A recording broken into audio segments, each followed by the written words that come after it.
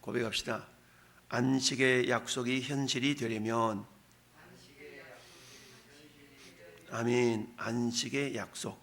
안식은 약속인데요, 하나님께서 오늘 1절 말씀에 그러므로 우리는 두려워할지니 그의 안식에 들어갈 약속이 남아있을지라도 너희 중에 혹 이르지 못할 자가 있을까 함이라. 마치 이런 것과 똑같죠. 자, 이 약을 하루 3번씩 꼬박꼬박 여러분들 1년을 먹으면 낫습니다, 이렇게 봅시다. 근데 하루 3번씩 꼬박꼬박 1년을 먹으면 낫는다라는 말을 믿고 꾸준하게 먹는 사람도 있고, 근데 6개월을 먹어도 효과가 없고 뭔가 달라지는 그런 어떤 조짐이 없다면 먹으면서도 이게 과연 나을 수 있을까? 라는 의심을 품을 수도 있겠죠.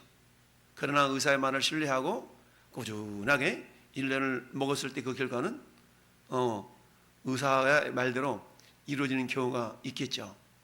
그러니까 약속이라는 것은 그냥 저절로 이루어지는 것이 아니라, 안식이라는 약속도 저절로 이루어지는 것이 아니다라는 얘기입니다.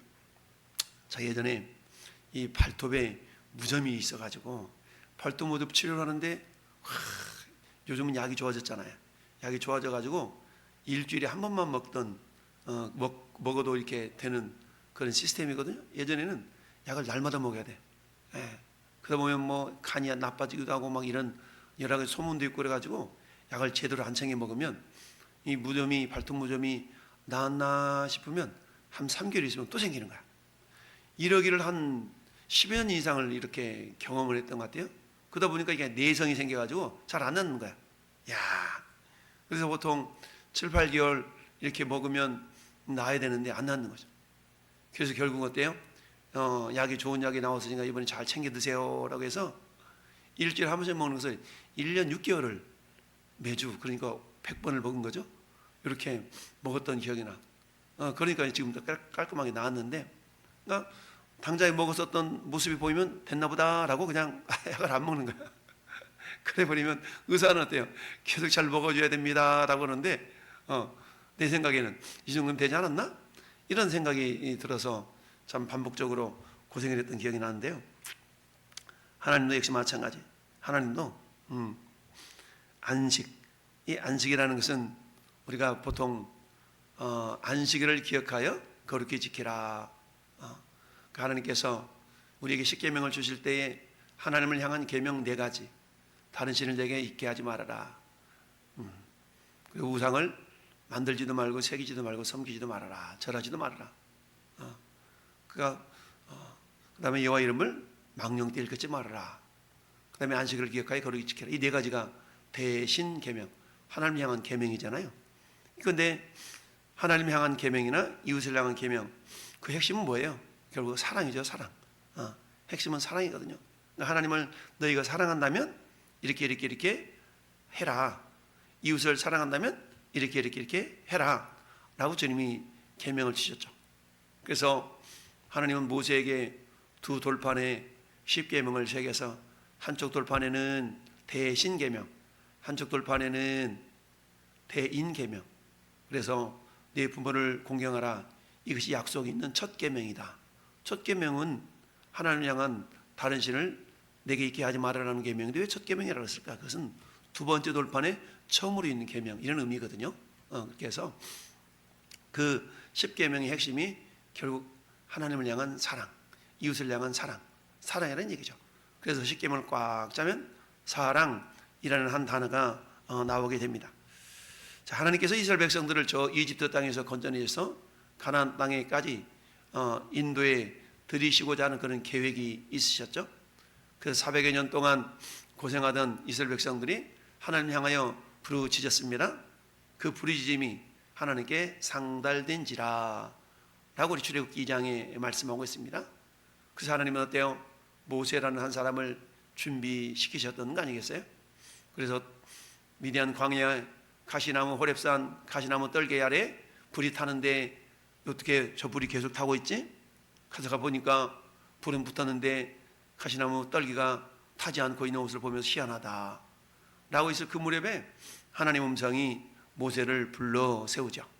모세야 내가 선 곳은 걸어간 것이니 내 신에서 발을 벗으라, 발에서 신을 벗으라라고 주님이 말씀하셨습니다.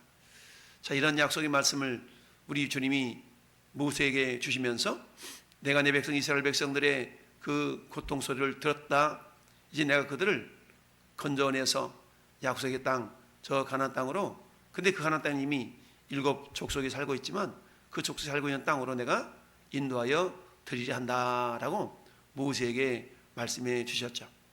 이 말씀을 들은 모세는 야, 제가 어떻게 할 수 있습니까? 안 해요, 못해요. 저는 입이 어둔합니다. 근데 어때요? 모세는 입이 어둔한 자가 결코 아니죠. 왜냐하면 이미 40년 동안 애굽 왕국에서 애굽의 모든 학식과 이런 걸 통달할 정도까지 교육을 받았던 자였죠. 단지 뭐가 없었어요? 하나님을 향한 믿음이 없었던 것이죠. 그러자 하나님은 네 형 아론이 있지 아니하냐? 네 형 아론이 말 잘하는 줄 내가 안다. 결국 하나님은 아론을 모세의 대언자로 삼아서 함께 애굽으로 들여 보내시죠. 여러분, 애굽으로 가서 한 말이 뭡니까? 한 말은 다른 게 아닙니다. 출애굽기 우리 6장 한번 읽어볼까요? 출애굽기 6장, 창세기 출애굽기 6장에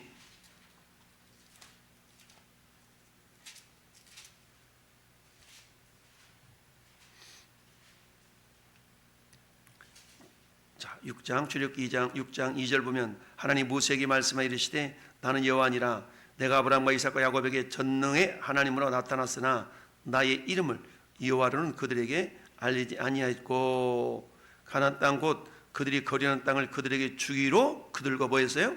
언약하였더니 이제 애굽 사람이 종으로 삼은 이스라엘 자손의 신음소리를 내가 뭐하고 듣고 나의 언약을 기억하사. 기억했다. 기억했어. 그래서 어때요? 그러므로 이스라엘 자손에게 말하기를 자 내가 너를 보내는데 네가 가서 이렇게 얘기해.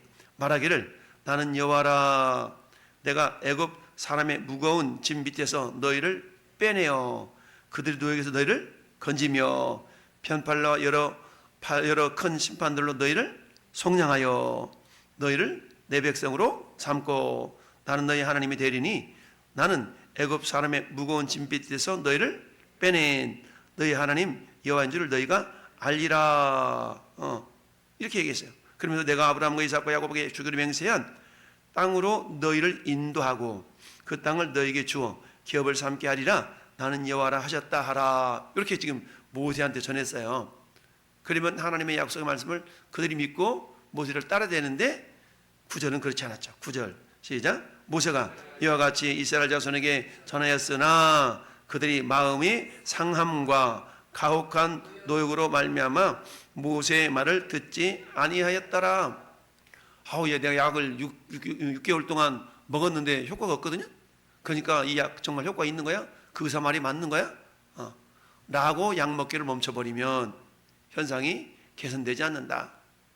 하나님의 약속의 말씀을 부여잡고 비록 바로와 핍박과 고된 노동이 있다 할지라도 맞아 하나님 반드시 약속을 지키시는 분이야 라는 그런 믿음을 가지고, 왜냐하면 이미 아브라함과 이삭과 야곱을 통하여서 하나님 어떻게 이래왔는가를 그들은 이미 다 전에 들었을 터임에도 불구하고 현실이 어려우니까 그 하나님의 약속을 다 잃어버린 겁니다.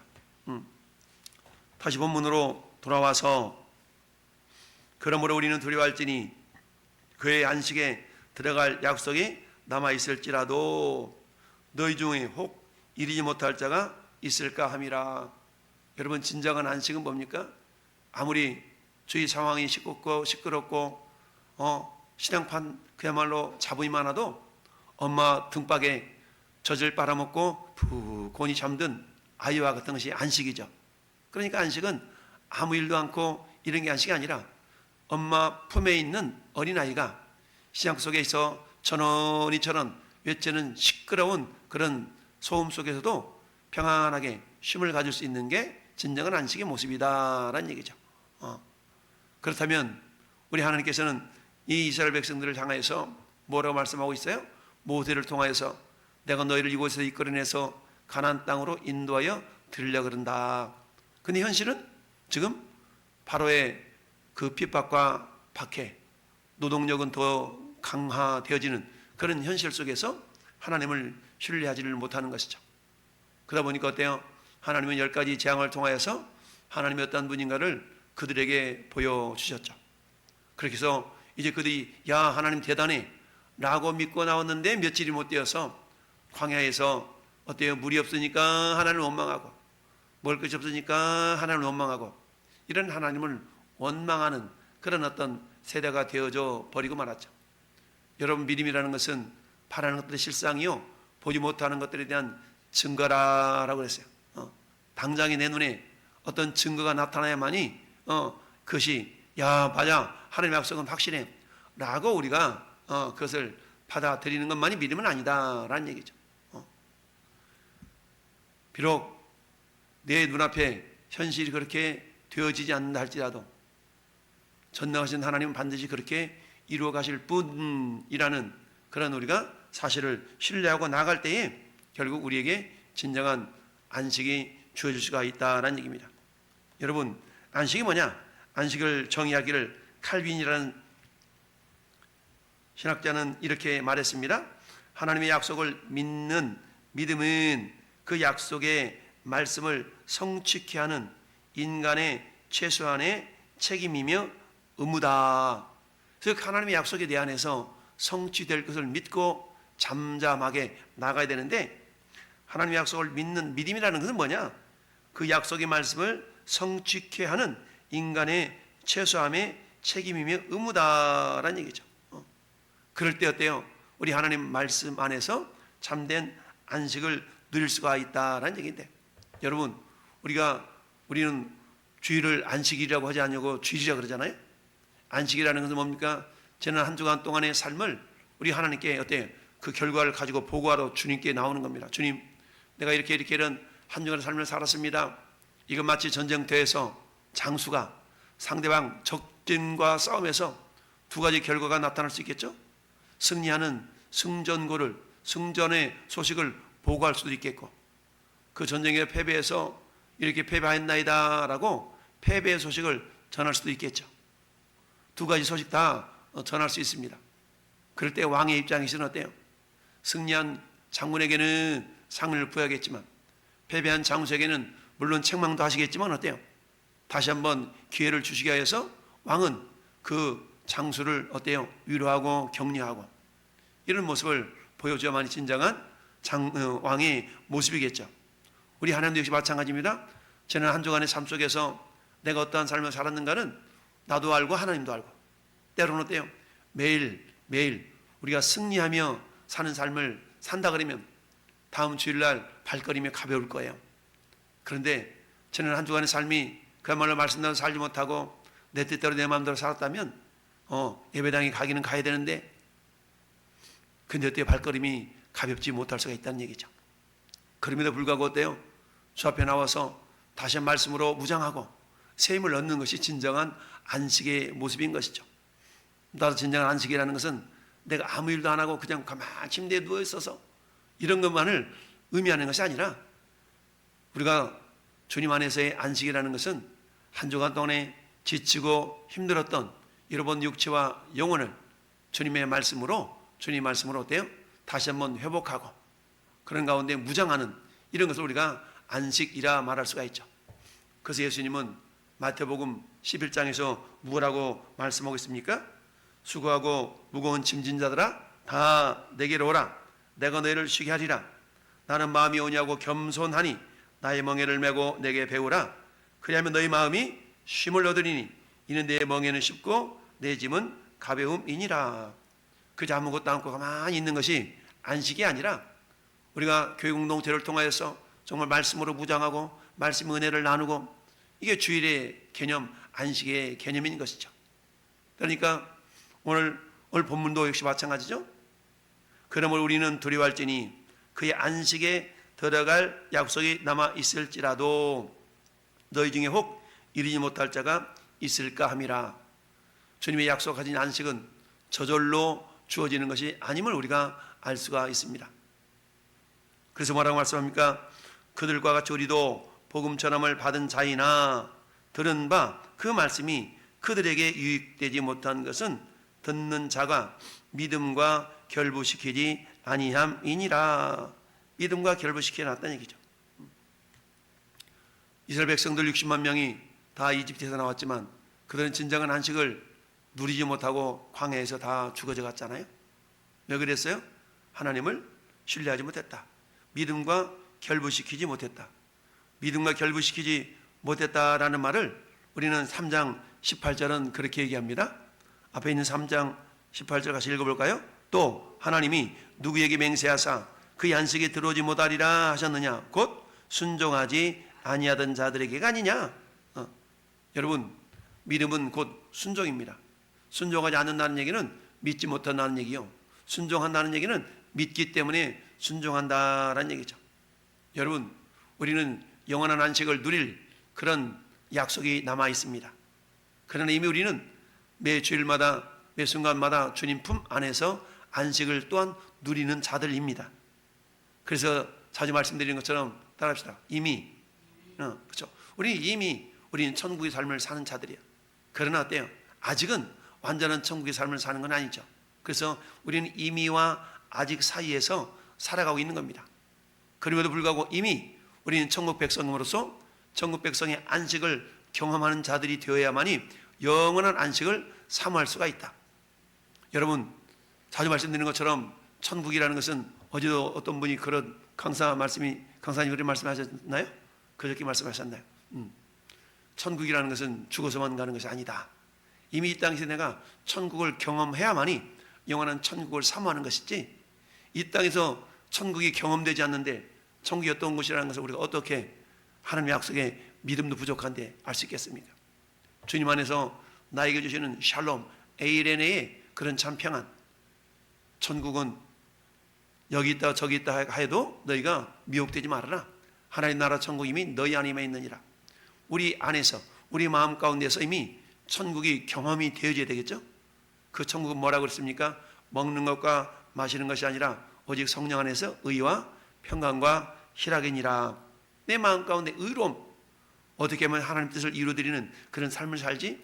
삶의 목표와 목적이 달라져요. 어제 남경필 집사님이 그동안의 삶이 정치하는 것보다 지금이 훨씬 더 행복하다 라고 고백했던 것처럼 우리 안에서 어때요? 참된 평안이라는 것은 주님의 의로움, 주님의 뜻을 이루어드리는 과정 속에서 기쁨은 기쁨, 뜻을 이루어드리려고 하는 과정 속에서 느끼는 기쁨이라는 것은 이게 천국의 기쁨의 한 모습인 것이죠.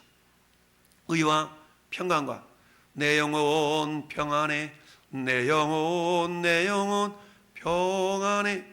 내 영혼이 평안할 수 있다면, 저때 아이가 엄마 품에서 새근새근 잠을 자는 것 같은 평안함, 우리는 주님 안에서 진정한 샬롬, 진정한 에이렌의 평안을 누릴 수가 있는 겁니다. 이 평안이 어디로 가는 거예요? 영원한 안식, 영원한 천국의 안식으로 가는 것이죠. 그것에는 어때요? 오늘 본문의 10절 볼까요? 10절. 이미 그 안식에 들어간 자는 하나님이 자기 일을 쉬심과 같이 그도 자기 일을 쉬느니라.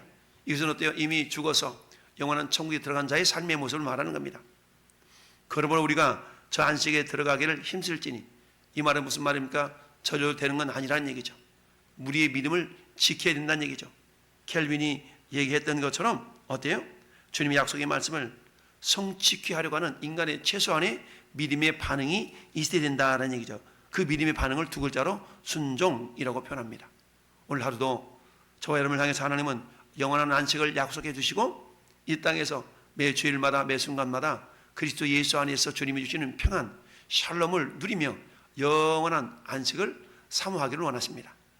우리는 먼저 그 안식 안에 있는 자들로서 오늘도 하나님의 그 약속을 부여잡고 그 약속을 나를 통하여서 이루어지기를 날마다 말씀을 믿고 순종하는 가운데 우리가 누리는 그 안식을 나 혼자 경험하는 것이 아니라 그 안식을 흘려보내는 축복의 통로들이 될 수 있기를 예수님의 이름으로 축원합니다. 아멘.